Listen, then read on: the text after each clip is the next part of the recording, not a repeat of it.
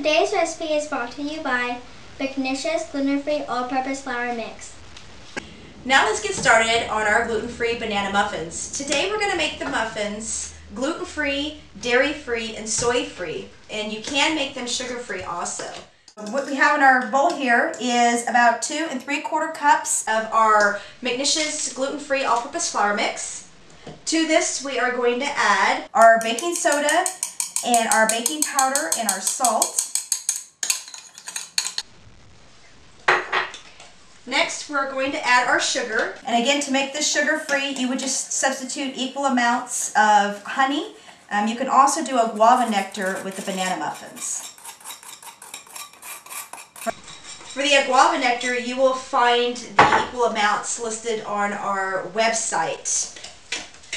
We're going to mix this up, all the dry ingredients. If you are going to use honey or a guava nectar in place of the sugar, you're going to want to add that in with your oils. Don't put it directly in with the flour yet. Okay. Next, we're going to mix up our canola oil and our eggs. And again, if you're substituting your sugars with honey or a guava nectar, you're going to want to whisk it together with your eggs and your oil.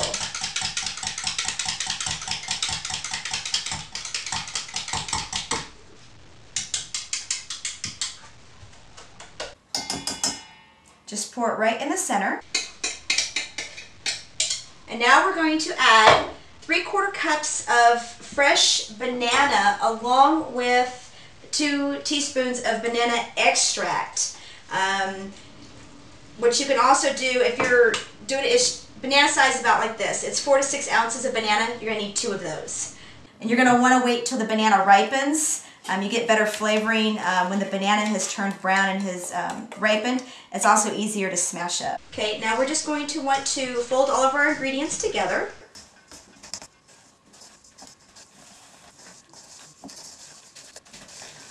If your batter's a little thick like this, once you've added the ingredients, as we all know, gluten-free flours are a little temperamental. It could be too warm in your house or too cold. You're going to want to add just a little bit of water, and not a lot of water at one time. If your batter is about this thick, with everything that you've added in, you're going to want to add an extra 1/4 cup.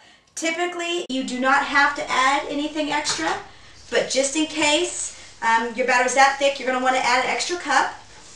If it's still a little thick after you add a 1/4 cup of water, you're going to add water 1 tablespoon at a time.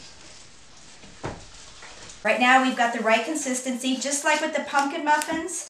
You want your batter a little thick, that way you have nice fluffy muffins.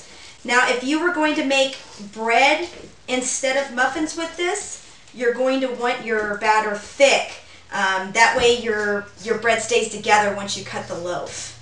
And now we're going to fill our muffin trays and get this in the oven, 350 for muffins, regular size muffins, 350 for about 15-20 minutes. Or you can add, put it into an 8-inch loaf pan and make one big loaf of banana bread. Okay, you can use a 1/4 cup measuring cup to fill your muffin trays. Just that way you make sure your muffins are all even. If you wanted to, you can also make little mini banana muffins, which are great for breakfast. My daughter calls them banana poppers. You're going to use a tablespoon of the batter per each little mini muffin tray, and it will make approximately, I think it's like 42 mini muffins, and you can freeze them. So you make them, put them in your little freezer baggies, date your freezer baggies 6 months to the date that you're making the muffins, and just stick them in your freezer and they're good for 6 months.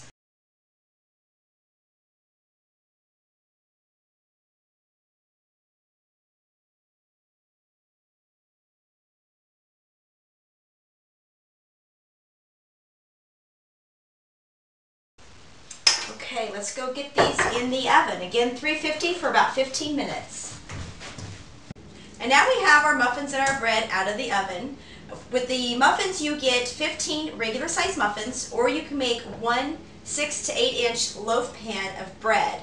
Again, like with the pumpkin spice muffins, you're going to want to remove these from the pan immediately.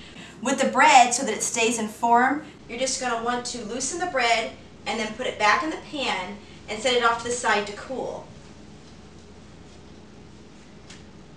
With the muffins, you're going to want to remove from the pan, and if you're going to ice them, you want to ice immediately, just like with the pumpkin spice muffins.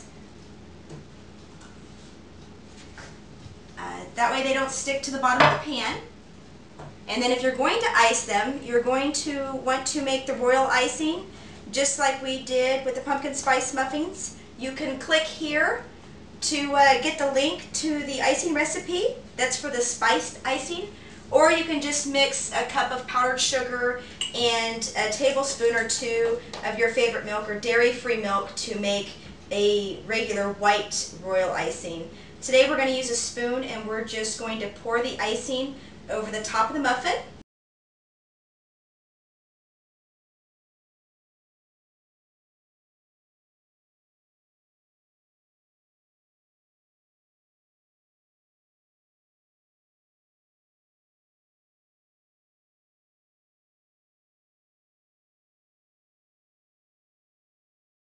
And that's it for today. Thank you for joining us making our gluten-free, dairy-free, soy-free banana muffins and banana bread.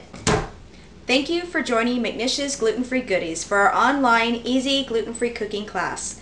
To view today's recipe or to check out our products, go to the links in the sidebar to the right of your screen.